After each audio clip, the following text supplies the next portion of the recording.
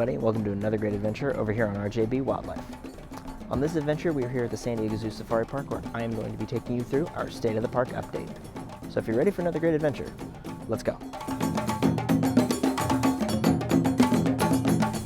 So I want to start this update over in Safari Base Camp, and at this moment, the attention all seems to be focused in on the Safari Hub experience.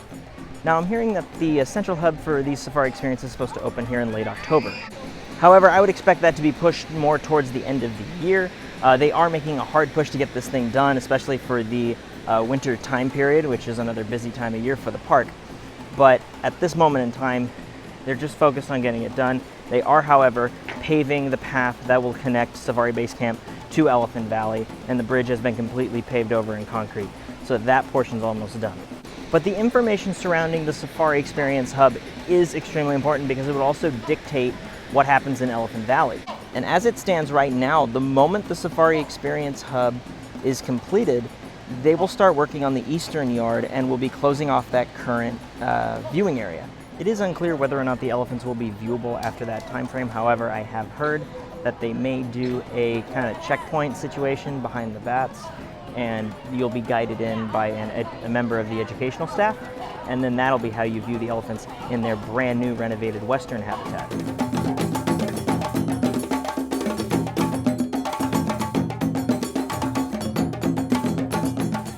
So our next stop is going to be Nairobi Village, and this is an area that currently has some speculation and some new developments that have occurred over the course of the last couple months. One of which is the fact that there is now a group of 4 Visayan warty pigs that have made their home over here in the nursery corral, which was an area that we thought was going to be designated for renovation. However, they have assured me that these pigs are going to be here permanently. But something very interesting that has taken place is the fact that the petting corral now has officially undergone construction. And it is only that little front viewing area for the petting corral, but it is a big step towards the potential renovation that area may have as the hoofstocks start to get phased out of that area.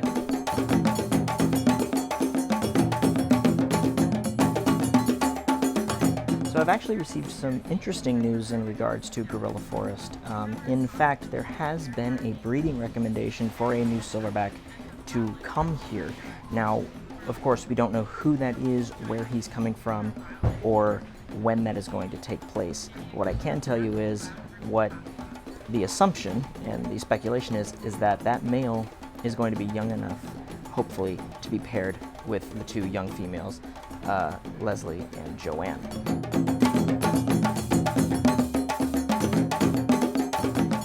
So we're now over in Tiger Trail, and in this portion of the park, a really exciting update occurred at the end of August, and that is the fact that Jillian, one of the female tigers here, officially became a mom. She gave birth to 1 male cub. And the debut date for that cub is not set yet. However, there is predictive dates already in place, and that is going to be at the end of October and the beginning of November. And there are 3 yards here at Tiger Trail that all of these Sumatran tigers can be housed in and live in. But Yard A, or the maternal yard, is going to be the focus of where Jillian and her cub will be. Again, we're a few short weeks away from this happening, so hopefully real soon we'll be able to cover that for you.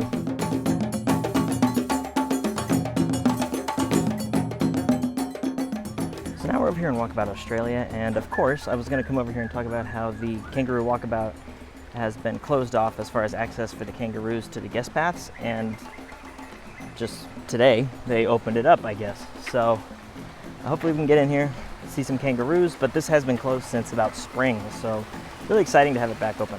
But the really cool thing about this experience is that it is a wide open walkthrough, and it's very similar to an aviary with all the animals just kind of free roaming around you. However, there are birds in here that walk around, and if you are afraid of geese, that is an interesting little dilemma in here. But the kangaroos are walking around, they are traversing the entire thing. Just be mindful, stay on the path, don't go off. People will yell at you for such behavior.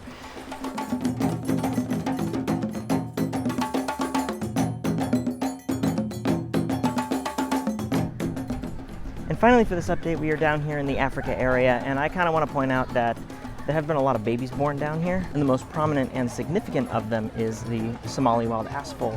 This is a species that is critically endangered, and I've covered it before on the channel, but this is a species where there are only about 20 to 200 individuals left on the planet. And to have a baby born here is huge. In fact, I don't think this zoo has had one born here in many years. So very exciting situation here, and super thrilled to have an animal that is critically endangered breeding for the future of the species here.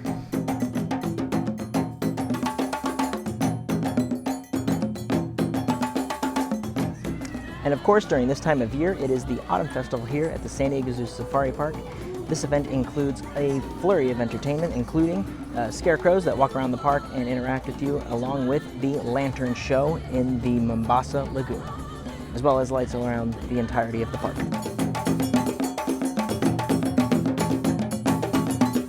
That's going to do it for today. If you had fun on this journey, please hit the like button, and if you'd like to embark on future adventures, please consider subscribing and hitting that notification bell.